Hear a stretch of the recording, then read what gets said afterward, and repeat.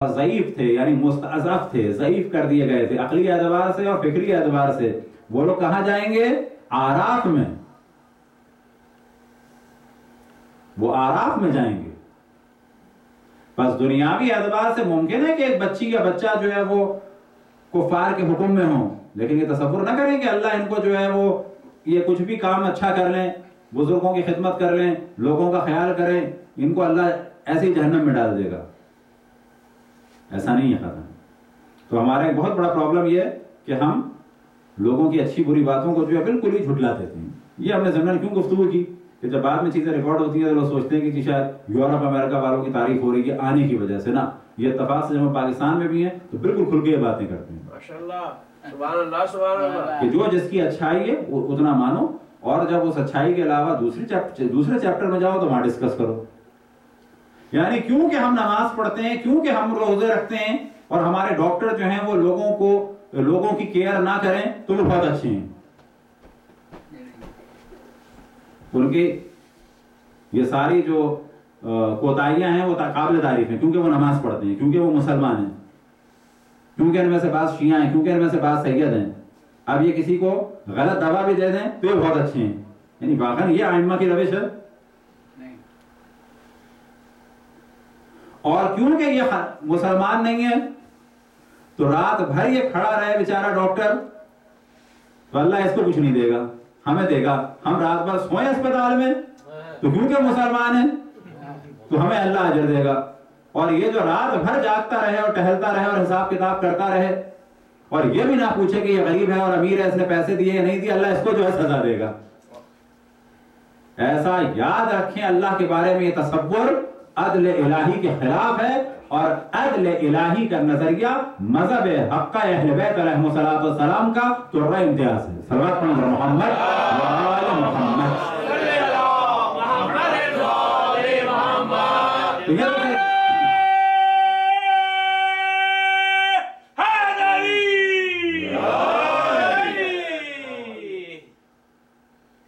تو جو حد و حدود ہے اس کے حساب سے جو بھی طریقہ ہو اور وہ اس کو گفتگو کریں اور احتجاج میں شامل ہوں، لیکن پھر ہم 5ویں دفعہ بیان کریں کہ قوانین کو جہاں بھی دنیا میں رہتے ہیں اوبے کریں، اس اعتبار سے اوبے کریں تاکہ ہماری قوم اور مذہب کا من حیث المذہب کوئی یہ نہ کہے کہ یہ لوگ قانون کی رعایت نہیں کرتے۔ اس جانب بھی توجہ رہے کہ ہمارے مراجع الزام میں سے بعض کا بالکل صاف اور کھلا فتویٰ ہے کہ جس ملک کے لیے آپ اپلیکیشن دیتے ہیں یا وہاں پر امیگریشن کے لیے اگر آپ وعدہ کرتے ہیں یا قسم کھاتے ہیں کہ میں آپ کے قانون کو فالو کروں گا تو پھر مخالفت حرام ہے، یا وعدہ کر رہے ہیں، ماں سوائے اس کے کہ جب شریعت پہ عمل نہ کر سکتے ہوں۔ مثال کے طور پہ کسی جگہ قانون آ جائے کہ اب آپ کی عورتیں پردہ نہیں کریں گی تو پھر آپ پر رہنا حرام ہے، پھر ہجرت کرنی ہے۔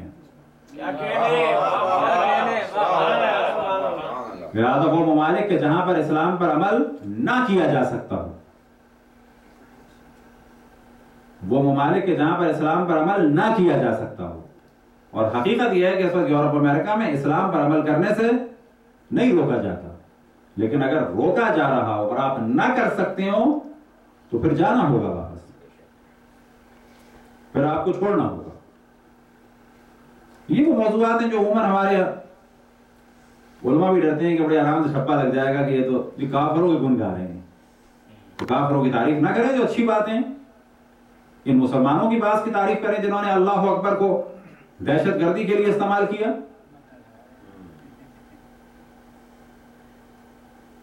مومنین یہ جان لیں کہ اس دہشت گردی میں اس کو کوشش کریں کہ میڈیا میں پھیلائیں، اس قتل عام میں سب سے زیادہ فائدہ کس کا ہوا ہے؟ شیعوں کا۔ جانے جا رہی ہیں ہماری، یہ جو کہتے ہیں شہداء کا خون ضائع نہیں جاتا، یہ مانا ہے سب سے زیادہ فائدہ ہمیں ہوا، اور سب سے زیادہ نقصان وہابیوں کا ہوا۔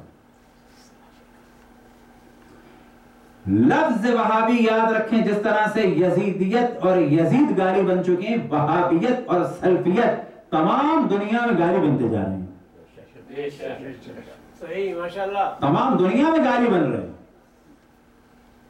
تمام ہمارے برادران اہل سنت کو چاہیے اس قسم کے افراد سے برات کریں اگر اپنے مذہب کو زندہ رکھنا چاہتے ہیں۔ سبحان اللہ بے شک بے شک. گو کہ یہ مشورہ دشمنوں کو نہیں دینا چاہیے، لیکن ہم وہابیوں کو مشورہ دیتے ہیں کہ بالآخر تم لا الہ الا اللہ محمد رسول اللہ کہتے ہو، تھوڑی بہت محبت کا اظہار تم سے بھی کرتے ہیں. اگر اپنے مذہب کو زندہ رکھنا چاہتے ہو تو یہ دہشت گردی کی حرکتیں چھوڑو. آج ساری دنیا میں یاد رکھیں اور میڈیا میں لفظ وہابیت یعنی قتل، خون، نفرت، بربریت، ساری دنیا میں لوگ جانتے ہیں کہ جتنے دہشت گرد ہیں کون ہیں؟ وہابی، سلفی وہابی، سلفی وہابی، سلفی وہابی. تو جتنا یہ ظلم اپنے آپ پر کر رہے ہیں یاد رکھیں اتنا ہم پہ نہیں کر رہے، بلکہ اس بات کو ہم کئی دفعہ بڑے تفصیل سے بیان کر چکے ہیں کہ جب ہم قتل ہوتے ہیں ہمیں فگر یاد ہو یا نہ ہو، ٹائم یاد ہو یا نہ ہو، جگہ یاد رہے یا یاد نہ رہے، لیکن جتنی بھی نیوز ایجنسیز ہیں مشہور ان کے پاس رہتی ہیں، جتنی بھی وزارت خارجہ ان کے پاس رہتی ہیں، جتنے بھی سفارت خانے ہیں پاکستان وغیرہ میں ان کے پاس یہ ساری معلومات رہتی ہے، وزیروں بادشاہوں کے پاس جاتی ہے، اور عنقریب انشاءاللہ یہ موضوع میڈیا پہ کھل کے اٹھے گا، کافی حد تک اٹھ چکا ہے کہ شیعہ جہاں کم ہو وہاں بھی دہشت گردی نہیں کرتے اور جہاں اکثریت میں ہو وہاں بھی دہشت گردی نہیں کرتے.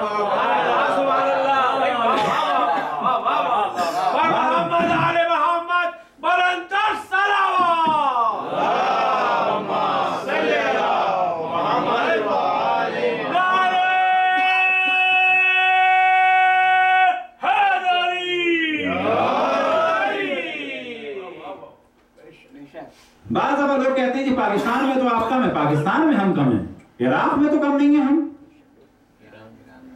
یا ایران میں تو کم نہیں ہیں، لبنان میں تو کم نہیں ہیں ہم، آذربائیجان میں تو کم نہیں ہیں ہم.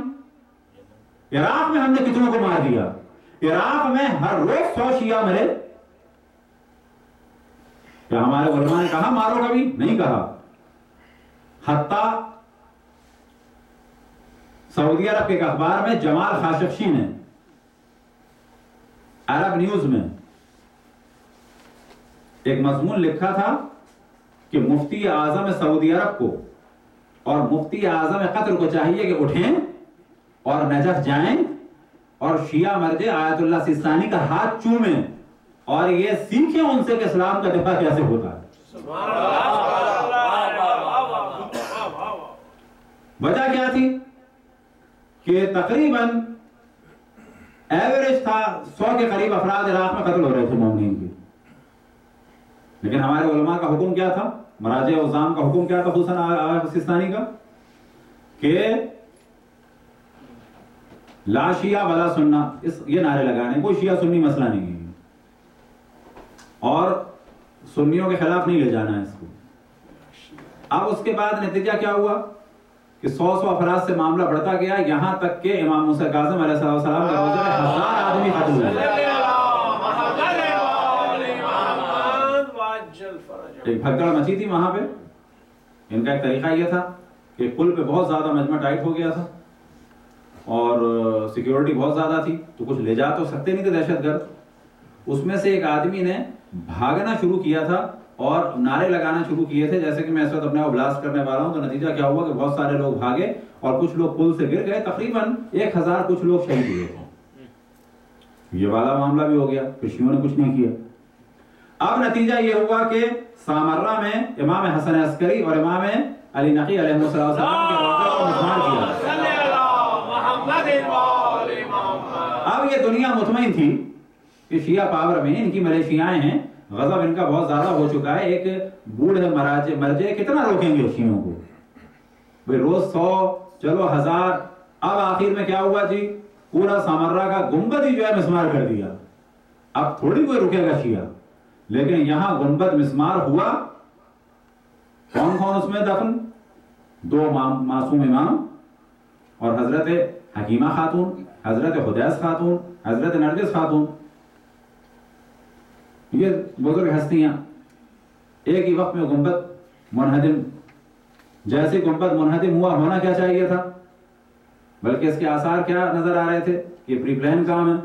پاکستان میں سپاہ صحابہ نے پہلے سے بینر بنوائے ہوئے تھے.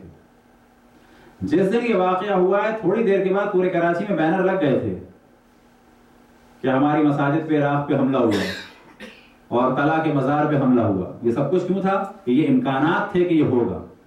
تو پہلے سے بنے ہوئے تھے،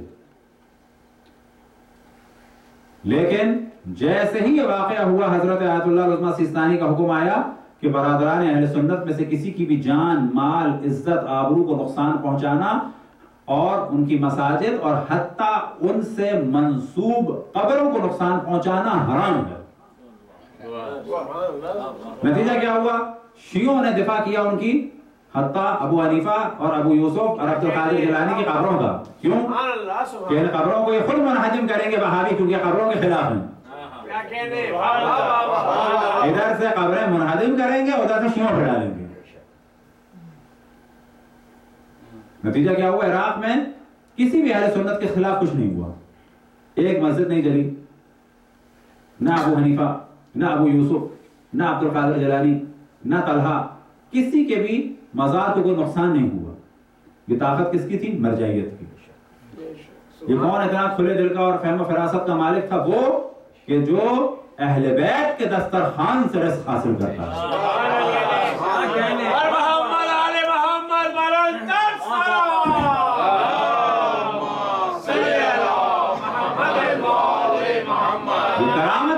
اہل بیت کی کرامت تھی۔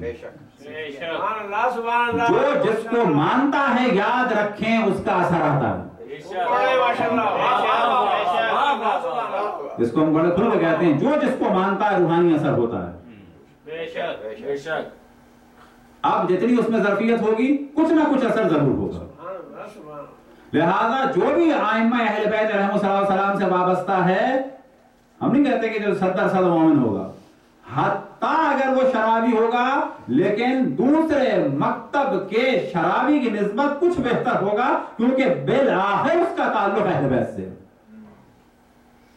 یہ شرابی کی تعریف نہیں ہو رہی، لیکن اس میں کثافت اور خباثت کم ہوگی۔ اور یہ واضح دیکھنے میں آتا ہے کہ جب اہل بیت والے دیندار بنتے ہیں تو ان میں بڑا علم اور تدبر اور ٹھہراؤ نظر آتا ہے، جب دشمنان اہل بیت والے مذہبی بنتے ہیں تو خونخوار ہو جاتے ہیں۔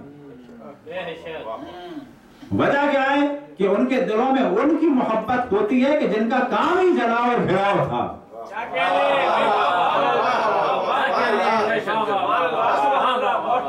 تو یہ ایک فطری سی چیز ہے۔ آپ ایک کافر پروفیسر کی تصویر لگا لیں، بچے کے اوپر پازیٹیو اثر پڑے گا اس کے پروفیسر ہونے کی وجہ سے۔ ایکٹر کی تصویر لگائیں گے برا اثر پڑے گا، دیندار کی تصویر لگائیں گے اور اچھا اثر پڑے گا، کسی مرجع کی تصویر لگائیں گے خود بخود اثر پڑے گا۔ 100% اثر نا 100% نہیں ہوتا، 100% اثر تو نبی کے پاس بیٹھنے سے بھی نہیں ہوتا۔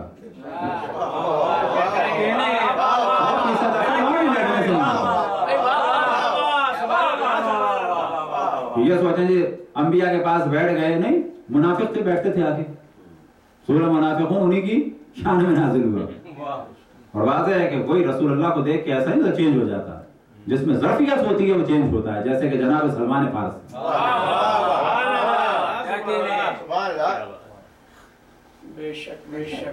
تو اس پر ہم نے زیادہ موضوع اسی کو رکھا کہ مسئلوں کو آگے بڑھائیں، اور ہر فرد کی ذمہ داری ہے کہ مذہب حق اہل بیت کا احترام کروائے، اور پھر بیان کریں جس ملک میں ہوں اہل بیت کے ماننے والے قوانین کا احترام کریں، ڈیسنٹ ہوں۔ اسی طریقے سے آفیسز کے اندر ہیں تو بہت زیادہ ایفیشنٹ ہوں، اور بتائیں کہ ہم اہل بیت کے ماننے والے ہیں، کام چوری ہمارے ہاں حرام ہے، بتائیں انہیں کہ ہمارے یہاں کام غلط ہے، بتانا ہوگا آپ کو کہ ہم اہل بیت کے ماننے والے ہیں۔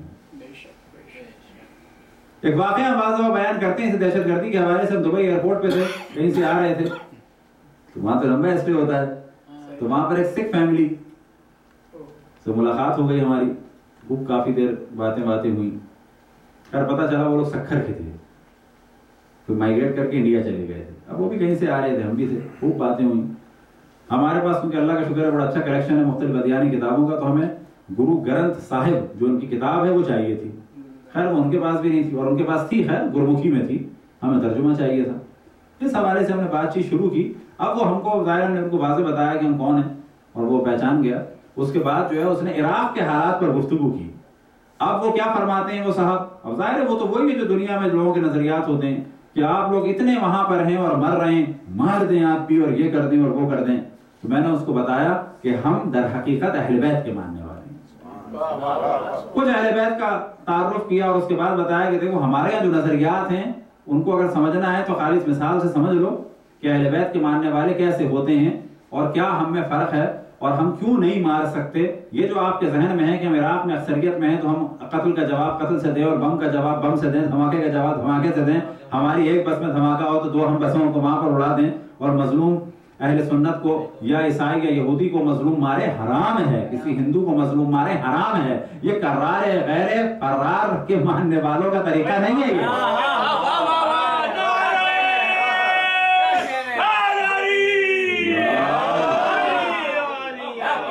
ہم ان کے ماننے والے نہیں ہیں جو گھروں پہ اور عورتوں پہ حملہ کرتے ہیں. ہم ان کے ماننے والے ہیں جو کہتے ہیں کہ بھاگنے والوں پہ حملہ نہ کرو، عورتوں پہ حملہ نہ کرو، پانی میں زہر نہ ملاؤ، درختوں کو نہ کاٹو، غاروں میں عبادت کرنے والے راہبوں کو نہ مارو، بچوں کو نہ مارو. ہم ان کے ماننے والے ہیں اشرف الانبیاء کے. سبحان اللہ سبحان اللہ، واہ واہ واہ واہ. تو اسے ہم نے کہا کہ دیکھو یاد رکھیں یہ جو کچھ ہو رہا ہے عراق میں، تفصیل سے بات ہوئی، جو باتیں آپ سے ہوئی اس سے بہت زیادہ تفصیل سے باتیں ہوئی. تو اس کو میں نے کہا کہ یاد رکھو ہمارے مذہب میں یہ فرق ہے کہ اگر ہمارے 1000 اور یاد رکھیں یہی ہمیں صبر و تحمل اپنے افراد کو بتانا ہے، اگر ہمارے 1000 افراد قتل کر دیے جائیں 1000 اور ان کے قاتل کا بچہ ہمارے ہاتھ میں آ جائے تو یاد رکھیں اگر ہمارے اور آپ کے دل میں اطاعت رسول اللہ اور اہل بیت ہے، ان کی مودت ہے، تو اس بچے کو ایسے انگلی لگانا حرام ہے.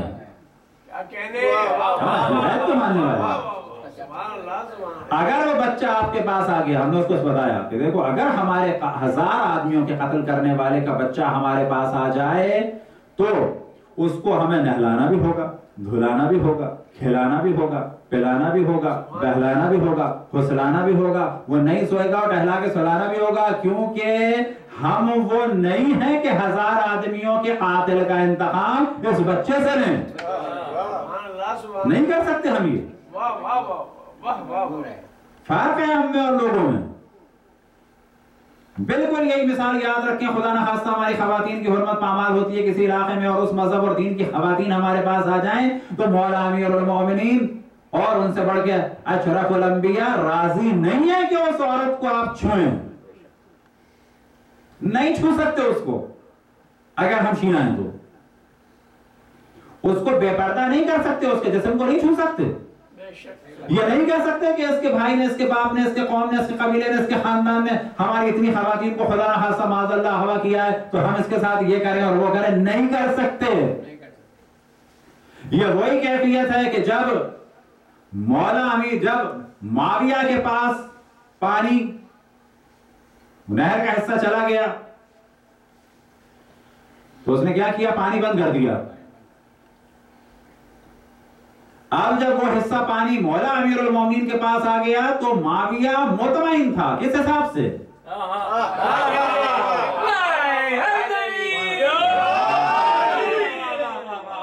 وہ یہ جانتا تھا کہ یہ جنگی شکست ہوئی ہے لیکن پیاس سے نہیں رہیں گے ہم لوگ، کیونکہ یہ پانی کس کے ہاتھ میں؟ علی ابن ابی طالب کے ہاتھ میں. اور وہ پانی نہیں بند کر سکتے، وہ پانی بند ہی نہیں کر سکتے. بس معاویہ کو صرف خوف کس کا تھا؟ یہ جنگی شکست ہوئی ہے، لیکن پیاس ویاس کا کوئی خطرہ ہی نہیں تھا. کیوں کہ یہ مقابلہ کس سے ہے؟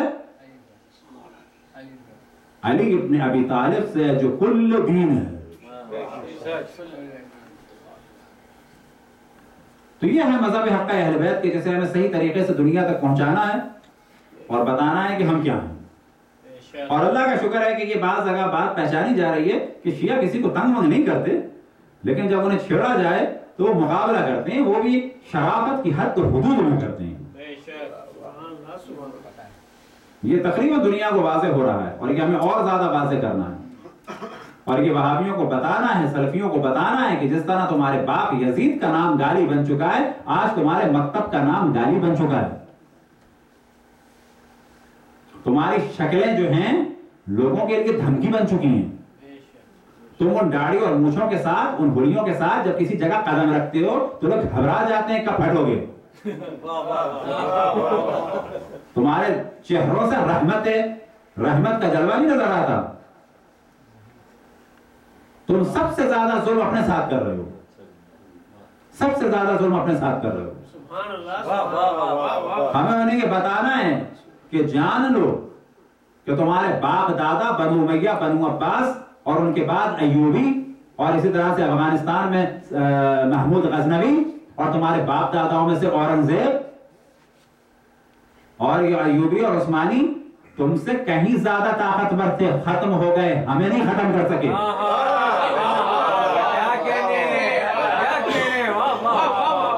وہ زمانہ اور تھا جب نہ میڈیا تھا، وہ زمانہ اور تھا کہ جب اتنا بڑا دنیا میں آنا جانا آسان نہیں تھا، وہ زمانہ اور تھا کہ جب ہم قلیل تھے. جب ہم قلیل تھے تم ہمیں ختم نہیں کر سکے، اب تم کیا ختم کرو گے؟ آج وہ زمانہ ہے کہ اسلام بیدار ہوتا ہے تو یا حسین والوں کی وجہ سے بیدار ہوتا ہے. کہاں گئے تمہارے مفتی اسلامی بینکنگ میں کیوں نہیں کام کرتے تھے؟ تم کو جب ہوش آیا اسلامی اکنامکس اور اسلامی سیاست اور اسلامی اقتصادیات اور اسلامی یہ اسلامی وہ کہ جب ہمارے مہاراجے نے کام کیا. جب 55 ممالک تمہارے ہاتھ میں تھے کیوں اسلامی حکومتوں کا خیال نہیں آیا؟ آج ہوش آیا؟ پہلے تم صرف ہم کو پیسنے میں لگے ہوئے تھے. بناتے اسلامی حکومتیں، بناتے اسلامی بینک، بناتے اسلامی انشورنس، کرتے کام کچھ. اتنی بات واضح ہے کہ امت کو بیدار کرنے میں ہر دور میں دخل ہے اہل بیت کا اور ان کے ماننے والوں کا. صلوات محمد.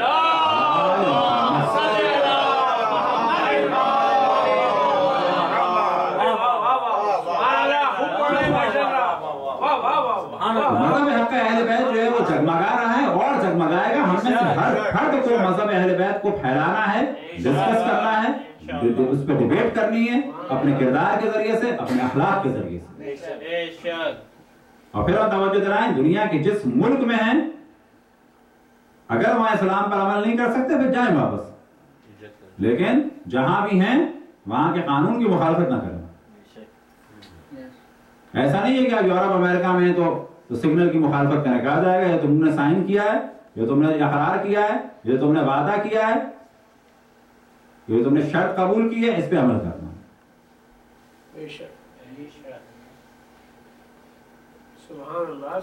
تو ہر دور میں اہل بیت کے ماننے والوں پہ ظلم ہوتا رہا.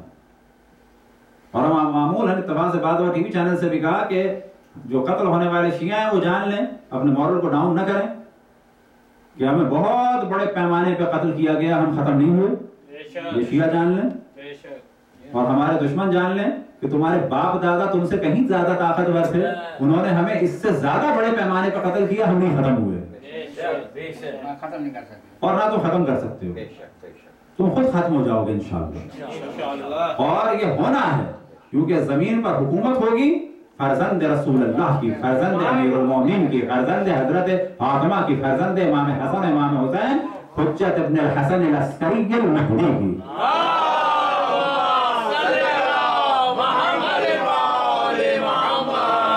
اب یہ ظلم کا سلسلہ گو کی گفتگو زیادہ ہو گئی لیکن ضروری تھی.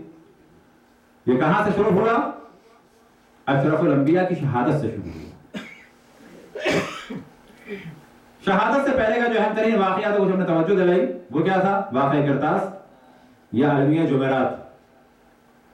یا المیہ جمعرات کے نام سے کتاب ہے اس وقت اردو میں، وہ آپ لوگوں کو دیکھنی چاہیے، پڑھنی چاہیے. اس کی اہم ترین چیزوں کو آپ بھیجیں لوگوں تک احترام کے ساتھ کہ یہ کیا واقعہ تھا. خالی 2-4 چیزیں نکال کے بھیجیں. اور پھر ہم توجہ دلائیں کہ اس وقت گوگل وغیرہ میں جائیں، وہاں پر آپ لکھیں واقعہ کرتاس آ جائے گا. یہ آپ میں سے ہر فرد کا کام ہے کہ مذہب اہل بیت کے لیے کچھ نہ کچھ کام کرے. کم سے کم کتنا کام کرے؟ یہاں سے کاپی کرے، یہاں پیسٹ کرے، لوگوں کو دے چیزیں کہ یہ تمہارا سوال ہے، یہ جواب ہے. ہاتھ پہ ہاتھ رکھ کے نہ بیٹھے. کوئی نہ کوئی کام ضرور کرے.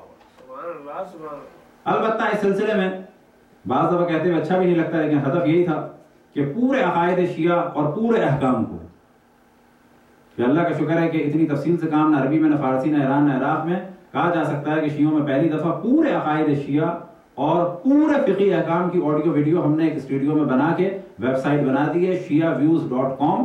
تو جتنے بھی شیعت کے موضوعات ہیں عقیدتی اور فقہی وہ سب کے سب ہم نے سمجھے پہلی دفعہ ایسا ہوا ہے کہ پوری ویڈیو بنا دی ہے، اور ساتھ ہی اس کے اور بہت ساری چیزیں جس کا تعلق شیعت سے ہے اس کو آپ لوگ دیکھیں اور شیعت کو سمجھیں اور صحیح طریقے سے دنیا تک شیعت کو پہنچائیں. اور اشرف الانبیاء اور آل اشرف الانبیاء کی رحمت اور محبت کا جلوہ دیں لوگ پھیلائیں. یہ غضب اور نفرت والا اسلام نہ دکھائیں لوگوں کو، رحمت للعالمین والا دین. ایک دفعہ گفتگو کر رہے تھے، واقعہ بھی بیان کر ہی دیں، وہ کہ آج تھوڑی گفتگو زیادہ ہو جائے گی، کہ پیٹرو مین میں ایک دفعہ کشمیر کا جب زمانہ چل رہا تھا، ایک سیمینار تھا، تو وہاں ہم نے کافی کھل کے گفتگو کی کہ تھوڑی دیر میں ہمیں بھی احساس ہو رہا تھا کہ بھائی ISI پیچھے نہ لگ جائے، تو بڑی ہم ہندوؤں کی حمایت کر رہے ہیں. ہاں تو ہم نے حمایت کی، ہندوؤں کی اچھی چیز کی حمایت کی، ہم تو ڈنکے کی چوٹ حمایت کرتے ہیں اچھی چیز کی. ہم نے بات سے کہا کہ یہ ہندو وہ قبریں کہ جن کا تعلق اہل بیت سے ہے ان قبروں کا احترام کر رہے ہیں. یہ کس نے کہا یہ اسلام کے دشمن ہیں؟ تم کون سا اسلام لے کے پہنچے تھے؟ سادات والا اسلام، جو اسلام سادات لے کے گئے تھے، آل رسول اللہ والا اسلام. تو آج سیدوں کی قبروں کو چوم رہے ہیں. آج امام حسین کے تابوت کی منتیں مانتے ہیں. کس نے کہا ہندو اسلام کے خلاف ہیں؟ یہ کلیئر کرنا ہوگا کون سے اسلام کا جلوہ دکھا رہے ہیں آپ. یہ باتیں بعض دفعہ یقین جانے بعض لوگ سوچتے ہیں کہ ہم بہت براڈ مائنڈیڈ ہیں، بالکل ہی جو ہے وہ کھل کے بات حقیقت ہے. یہ آپ کو ڈسکس کرنا ہے. یعنی ہندو کو آپ نے تعلیمات رسول اللہ بتائیے، وہ والی کے جو اہل بیت سے ملی ہے وہ بتائیے، وہ اس کے خلاف ہوئے ہیں؟ اس کے خلاف نہیں ہوئے. وہ تو وہ لوگ تھے کہ جنہوں نے گاؤں کے گاؤں دیے. آج ہمارا خود گاؤں علی گڑھ کے پاس جلا لیے، وہ ایک ہندو راجا نے تحفے میں دیا تھا سادات کے احترام میں. اس وقت سادات بارہ اور درجہ جگہ کب ہندوؤں نے پرابلم کریٹ کی مسلمانوں کے لیے؟ حقیقت یہ ہے کہ نہیں کیے تھے انہوں نے. وہ خون بہانا پسند نہیں کرتے تھے. یہ جب جعلی اسلام آیا کبھی کس کے ذریعے سے؟ مغلوں کے ذریعے سے. ہنڈے لٹیرے. یہ واقعا مغل مسلمان تھے نہ، یہ بدقسمتی سے مسلمانوں کے پیدا ہوئے تھے، اسلام نہیں تھے یہ نام کے مسلمان. اور تتمش اور رضیہ سلطان اسلام تھے. قطب الدین ایبک اسلام تھا. یا اگر نادر شاہ درانی گو کے شیعہ تھا تو کیا اس کے ہم فضائل پڑھیں؟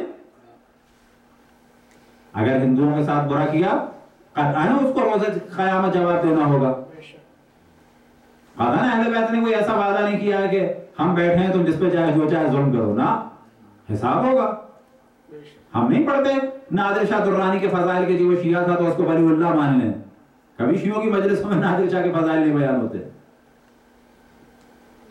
محمود غزنوی کے بارے میں گشکن تھا. محمود غزنوی گشکن تھا. اتنی دور انڈیا بت توڑنے گیا، بامیان کے بت نظر نہیں آئے جو ان کے بچوں کو طالبان کو توڑنے پڑے.